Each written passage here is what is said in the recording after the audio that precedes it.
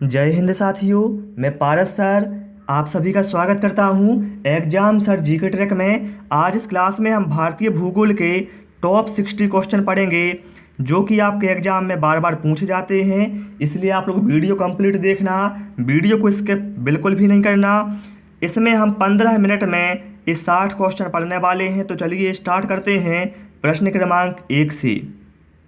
प्राचीन भारतीय भौगोलिक मान्यता के अनुसार भारतवर्ष किस द्वीप का अंग था? तो यहाँ पर राइट आंसर है हमारा जम्बू द्वीप। प्रश्न क्रमांक 2 पर आते हैं। सर्वप्रथम इंडिया शब्द का प्रयोग भारत के लिए किस भाषा में किया गया था? राइट आंसर है ग्रीक भाषा में। प्रश्न क्रमांक 3, और ये वो क्वेश्चन है साथियों जो लास्ट ईयर एग्जाम में बार बार रिपीट हुए हैं। भारत की मुख्य भूमि की दक्षिणी सीमा क्या है? तो मुख्य भूमि की दक्षिणी सीमा है 8 डिग्री 4 मिनट उत्तरी अक्षांश। प्रश्न क्रमांक 4, भारतीय मानक समय आधारित है। भारतीय मानक समय आधारित है 82 डिग्री 30 मिनट पूर्वी देशांतर पर। प्रश्न क्रमांक 5, भारत का प्रमाणक समय उस स्थान का स्थानीय समय है जो स्थित है, तो जो इलाहाबाद के समीप स्थित है। प्रश्न क्रमांक 6, इंडियन स्टैंडर्ड टाइम और ग्रीनविच मीन टाइम में कितना अंतर है? तो इन दोनों में अंतर है 5 घंटे 30 मिनट का। प्रश्न क्रमांक 7, भारत का ध्रुव दक्षिणी भाग की भूमध्य रेखा से कितनी दूरी पर है? तो यहाँ पर राइट आंसर हमारा है 876 किलोमीटर। प्रश्न क्रमांक 8, भारत की स्थलीय सीमा की लंबाई कितनी है? तो भारत की स्थलीय सीमा की लंबाई है 15,200 किलोमीटर। प्रश्न क्रमांक 9, द्वीपों सहित भारत के तट रेखा की लंबाई कितनी है? तो द्वीपों सहित भारत की तट रेखा की लंबाई है 7,516.5 किलोमीटर।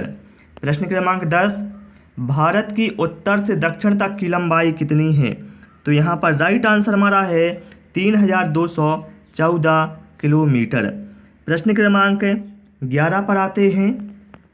भारत की पूर्व से पश्चिम तक की लंबाई कितनी है? तो पूर्व से पश्चिम तक की लंबाई है 2,933 किलोमीटर। प्रश्न क्रमांक 12 पर आते हैं। भारत की तटरेखा की लंबाई कितनी है? तो भारत की तटरेखा की लंबाई है 6,100 किलोमीटर। प्रश्न क्रमांक 13, भारत का क्षेत्रफल विश्व के कुल भौगोलिक क्षेत्रफल का कितना प्रतिशत है? तो भारत का क्षेत्रफल विश्व के कुल क्षेत्रफल का 2.4% है। प्रश्न क्रमांक 14 पर आते हैं। भारत के कुल भौगोलिक क्षेत्रफल का कितना प्रतिशत भाग पर्वतीय क्षेत्र के अंतर्गत आता है? पर्वतीय क्षेत्र से मतलब है माध्य समुद्र तल से 2,135 मीटर या इसकी अधिक ऊंचाई वाला तल, तो वो है यहाँ पर राइट आंसर हमारा है ऑप्शन ए 10.7%। प्रश्न क्रमांक 15 पर आते हैं। संपूर्ण भारत के कितने प्रतिशत भूभाग पर पर्वत और पहाड़ियों का विस्तार पाया जाता है? तो यहाँ पर राइट आंसर होगा 29.3% भूभाग पर। प्रश्न क्रमांक 16 पर आते हैं। संपूर्ण भारत के कितने प्रतिशत भूभाग पर पठार का विस्तार पाया जाता है? देखिए ये वो क्वेश्चन है साथियों जो बार बार एग्जाम में आए हुए हैं, इसलिए आप लोग वीडियो को कंप्लीट देखना, ठीक है। तो यहाँ पर राइट आंसर हमारा है 27.7%, ठीक है। प्रश्न क्रमांक 17 पर आते हैं। संपूर्ण भारत के कितने प्रतिशत भूभाग पर मैदान का विस्तार पाया जाता है? तो यहाँ पर राइट आंसर होगा ऑप्शन डी 43%। प्रश्न क्रमांक 18 पर आते हैं। भारत की प्रादेशिक सीमा समुद्र तट से कितने समुद्री मील की दूरी तक है? तो यहाँ पर राइट आंसर हमारा होगा 12 मील की दूरी तक। प्रश्न क्रमांक 19 पर आते हैं। भारत का संलग्न क्षेत्र प्रादेशिक जल सीमा की आगे कितने समुद्री मील की दूरी तक है? तो यहाँ पर राइट आंसर हमारा होगा 24 मील। प्रश्न क्रमांक 20 पर आते हैं। भारत का एकांतिक आर्थिक क्षेत्र संलग्न क्षेत्र के आगे कितने समुद्री मील की दूरी तक है? तो यहाँ पर राइट आंसर हमारा होगा 200 मील, ऑप्शन बी यहाँ पर राइट आंसर है। प्रश्न क्रमांक 21 पर आते हैं। भारत के कितने राज्य समुद्र तट रेखा में हैं? तो कितने राज्य हैं समुद्र तट रेखा में? 9 राज्य, ऑप्शन सी राइट आंसर। प्रश्न क्रमांक 22, भारत में निम्नलिखित में से किस राज्य की तटरेखा सबसे लंबी है? तो सबसे लंबी है गुजरात की। प्रश्न क्रमांक 23, निम्नलिखित भारतीय राज्यों में से होकर किससे कर्क रेखा नहीं गुजरती है? देखिए, कर्क रेखा भारत के 8 राज्यों से होकर जाती है, लेकिन जो उत्तर प्रदेश है इससे होकर नहीं जाती। प्रश्न क्रमांक 24, कौन सी अक्षांश रेखा भारत के मध्य से होकर जाती है? तो भारत के मध्य से होकर जाती है कर्क रेखा। प्रश्न क्रमांक 25, कर्क रेखा भारत के कितने राज्यों से होकर जाती है? तो ये 8 राज्यों से होकर जाती है।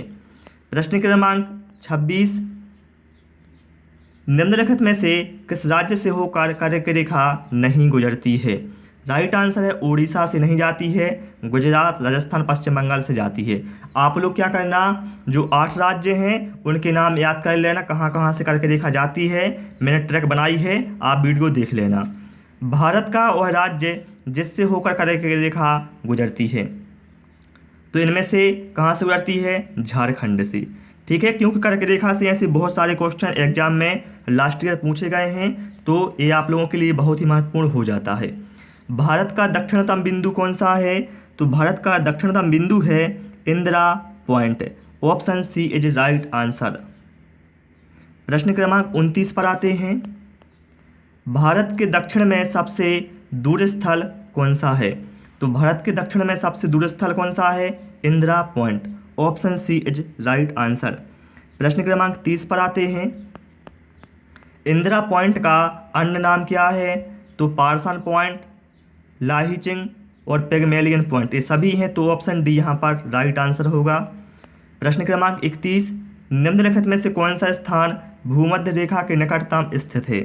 तो यहाँ पर राइट आंसर हमारा होगा इंदिरा पॉइंट। ठीक। प्रश्न क्रमांक 32, भारतीय भूमि का सर्वाधिक उत्तरी भाग कौन सा है? तो सर्वाधिक उत्तरी भाग है इंदिरा काल, option D is right answer. प्रश्न क्रमांक 33, भारत का दक्षिणतम स्थान इंदिरा पॉइंट निम्नलिखित में से कहाँ स्थित है? तो वो है अंडमान निकोबार द्वीप समूह में। प्रश्न क्रमांक 34, भारत की मुख्य भूमि को रामेश्वरम द्वीप से कौन अलग करता है? तो कौन करता है? यहाँ पर राइट आंसर हमारा होगा पंबन चैनल, ऑप्शन बी यहाँ पर राइट आंसर हो जाएगा। प्रश्न क्रमांक 35, आदम का पुल निम्नलिखित में से किन 2 देशों के मध्य स्थित है? तो यहाँ पर राइट आंसर होगा भारत और श्रीलंका के मध्य आदम का पुल स्थित है। प्रश्न क्रमांक 36,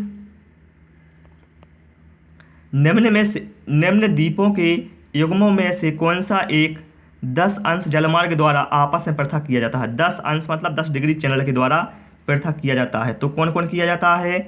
यहाँ पर राइट आंसर हमारा है अंडमान और निकोबार 10 डिग्री चैनल द्वारा पृथक किए जाते हैं। प्रश्न क्रमांक 37, डंकन पास किसके बीच स्थित है? तो डंकन पास किसके बीच स्थित है? यहाँ पर राइट आंसर हमारा होगा ऑप्शन सी दक्षिणी अंडमान एवं छोटा अंडमान। प्रश्न क्रमांक 38, द्वीप एक द्वीप है, यहाँ पर राइट आंसर हमारा होगा ऑप्शन सी द्वीप है जो यह एक गुजरात के तट पर स्थित द्वीप है। प्रश्न क्रमांक 39, श्रीलंका को भारत से पृथक करता है, कौन करता है? तो पाक जल संधि, option C is right answer. प्रश्न क्रमांक 40, भारत तथा चीन के बीच सीमा बनाने वाली रेखा कौन सी है? तो चीन और भारत के बीच है मैकमोहन रेखा, option B is right answer. प्रश्न क्रमांक 41, भारत और पाकिस्तान के बीच अंतर्राष्ट्रीय सीमा किसके द्वारा सीमांकित की गई है? तो वो की गई है रेड क्लिफ लाइन के द्वारा। प्रश्न क्रमांक 42, भारत से सुदूर पूर्व में कौन सा देश भारत के साथ सर्वाधिक लंबी अंतर्राष्ट्रीय सीमा बनाता है? तो option B is right answer Myanmar. प्रश्न क्रमांक 43, कहा गया है भारत एवं चीन के बीच सीमा निर्धारित करने वाली मैकमोहन रेखा निम्नलिखित में से किस प्रदेश के उत्तरी सीमा पर खींची गई है? तो ये खींची गई है अरुणाचल प्रदेश के उत्तरी सीमा के ऊपर। प्रश्न क्रमांक 44 पर आते हैं। निम्नलिखित में से किस देश के साथ भारत की अंतर्राष्ट्रीय सीमा नहीं लगती है? तो देखिए, पाकिस्तान, बांग्लादेश, भूटान से लगती है लेकिन श्रीलंका से नहीं लगती। प्रश्न क्रमांक 45, निम्नलिखित में से कौन सा देश भारतीय उपमहाद्वीप के अंतर्गत शामिल नहीं किया जाता है? तो पाकिस्तान, नेपाल, बांग्लादेश किया जाता है लेकिन श्रीलंका नहीं किया जाता है। प्रश्न क्रमांक 46, निम्नलिखित में से किस भारतीय राज्य की समुद्र तटीय राज्य सीमा सबसे छोटी है? तो समुद्र तटीय सीमा सबसे छोटी किसकी है? तो वो है गोवा की। ऑप्शन ए यहाँ पर राइट आंसर हमारा हो जाएगा। प्रश्न क्रमांक 47, भारत की सबसे लंबी अंतर्राष्ट्रीय सीमा किस देश के साथ है? तो वो है बांग्लादेश के साथ, सबसे लंबी अंतर्राष्ट्रीय सीमा। प्रश्न क्रमांक 48, सबसे छोटी स्थलीय सीमा भारत की किस देश के साथ है इन चार में से? तो वो है भूटान से। Option D is right answer. प्रश्न क्रमांक 49, भारत को निम्नलिखित भौतिक प्रदेशों में विभाजित किया जा सकता है? तो यहाँ पर राइट आंसर हमारा होगा उत्तरी पर्वतीय प्रदेश, बृहत मैदानी प्रदेश, दक्षिणी प्रायद्वीपीय प्रदेश तथा सागर तटीय। तो ऑप्शन डी यहाँ पर राइट आंसर हमारा हो जाएगा। प्रश्न क्रमांक 50 पर आते हैं। भारत का कौन सा भू आकृतिक विभाग प्राचीनतम है? तो वो है प्रायद्वीपीय पठार है, ये प्राचीनतम है। ठीक है। प्रश्न क्रमांक 51 पर आते हैं। गारो, खासी एवं जैंतिया पहाड़ियाँ संरचना एवं उत्पत्ति की दृष्टि से निम्नलिखित में से किसका भाग हैं? तो यह पूर्वोत्तर की पहाड़ी का भाग हैं। ऑप्शन बी यहाँ पर राइट आंसर हो जाएगा। प्रश्न क्रमांक 52 पर आते हैं। निम्नलिखित में से कौन सा तट पश्चिमी तट का भाग नहीं है? तो जो कोरोमंडल तट है यह पश्चिमी तट का भाग नहीं है, बाकी काठियावाड़, कोंकण और मालाबार ये पश्चिमी तट के भाग हैं। ठीक है। प्रश्न क्रमांक 53 पर आते हैं। भारत का पूर्वी समुद्री तट किस नाम से जाना जाता है? तो वो जाना जाता है कोरोमंडल तट के नाम से। प्रश्न क्रमांक 54 पर आते हैं। कोंकण तट कहाँ से कहाँ तक विस्तृत है? तो कोंकण तट कहाँ से कहाँ तक विस्तृत है? आपको इसका आंसर हमें कमेंट बॉक्स में देना है। इसका आंसर क्या होगा? इसका आंसर आप लोग हमें कमेंट करके ही बताएंगे। प्रश्न क्रमांक 55 पर आते हैं। लक्षद्वीप समूह के द्वीपों की उत्पत्ति निम्नलिखित में से किस प्रकार हुई है? तो जो उत्पत्ति है वो हुई है प्रबल उत्पत्ति से। Option C is right answer यहाँ पर हो जाएगा। प्रश्न क्रमांक 56 पर आते हैं। भारतीय क्षेत्र में स्थित दो ज्वालामुखी द्वीप कौन कौन से हैं? तो वो हैं बैरन एवं Narcondam. Option C is right answer हो जाएगा। प्रश्न क्रमांक 57 पर आते हैं। न्यू मूर द्वीप कहाँ है? तो न्यू मूर द्वीप है कहाँ पर है? तो ये है बंगाल की खाड़ी में। Option C is right answer. प्रश्न क्रमांक 58 पर आते हैं। निम्नलिखित में से कौन सा एक द्वीप है?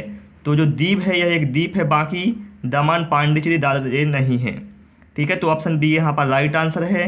प्रश्न क्रमांक 59 पर आते हैं। स्वतंत्रता से पूर्व कौन सा भारतीय क्षेत्र काला पानी के नाम से जाना जाता था? तो वो है अंडमान निकोबार द्वीप समूह है। प्रश्न क्रमांक 60, लक्षद्वीप समूह स्थित है। तो लक्षद्वीप समूह कहाँ पर स्थित है? तो ये है अरब सागर में। ऑप्शन ए यहाँ पर राइट आंसर हो जाएगा। तो साथ ही आज इसमें हमने भारतीय भूगोल के टॉप 60 क्वेश्चन पढ़ लिए हैं। आपको हमारा वीडियो कैसा लगा कमेंट करके बता दें, और वीडियो पसंद आया हो तो वीडियो को लाइक करें, दोस्तों के साथ शेयर करें, और नए नए वीडियो पाने के लिए चैनल को सब्सक्राइब भी कर लेना। Thanks for watching this video.